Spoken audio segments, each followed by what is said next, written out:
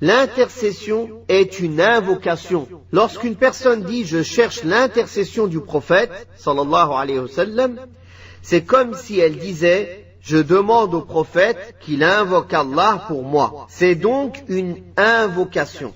Mais c'est aussi une demande d'invocation. On peut donc utiliser toutes les preuves déjà citées et toutes les preuves dans le Coran et la Sunna authentique indiquant la nullité de l'invocation d'autres qu'Allah tabaraka wa ta'ala pour prouver la nullité de la demande d'intercession formulée aux morts et aux absents du monde de l'aptitude. Ainsi, s'adresser à autre qu'Allah en demandant l'intercession est une forme de polythéisme majeur qui fait sortir de l'islam, dans le cas bien sûr où l'on s'adresse à un mort. En revanche, si l'on s'adresse à une personne vivante, cela est permis, car les personnes vivantes font partie du monde de l'aptitude et peuvent répondre. De plus, Allah tabaraka wa ta'ala a autorisé aux gens de demander à d'autres d'intercéder auprès d'Allah en l'invoquant en leur faveur.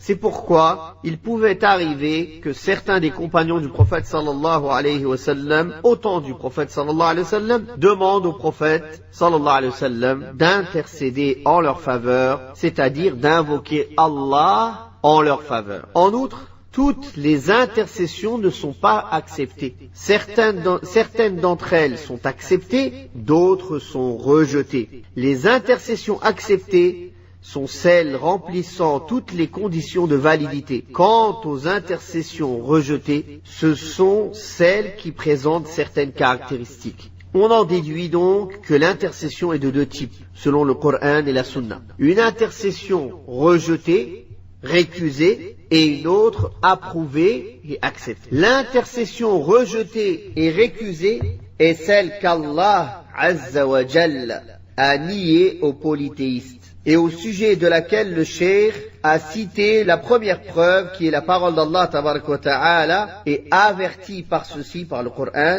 ceux qui craignent d'être rassemblés devant leur Seigneur, qu'ils n'auront en dehors d'Allah ni alliés ni intercesseurs. Cette intercession est donc récusée et rejetée pour tout le monde, mis à part pour les monothéistes, dont l'intercession est acceptée sous certaines conditions. Parmi ces conditions, il y a la permission d'intercéder accordée par Allah à l'intercesseur, et le fait qu'Allah agrée l'intercesseur est le bénéficiaire de l'intercession. Par conséquent, l'intercesseur en réalité n'est autre qu'Allah en dehors de tout autre. C'est pourquoi il a mentionné dans l'autre verset, dit l'intercession tout entière appartient à Allah. Ainsi, l'intercession tout entière est une des attributions d'Allah. Les croyants et les autres n'ont aucun patron ni intercesseur en dehors d'Allah. Il est donc obligatoire que l'intercession soit faite par l'intermédiaire d'Allah, c'est-à-dire par son agrément et sa permission. Subhanahu wa ta'ala.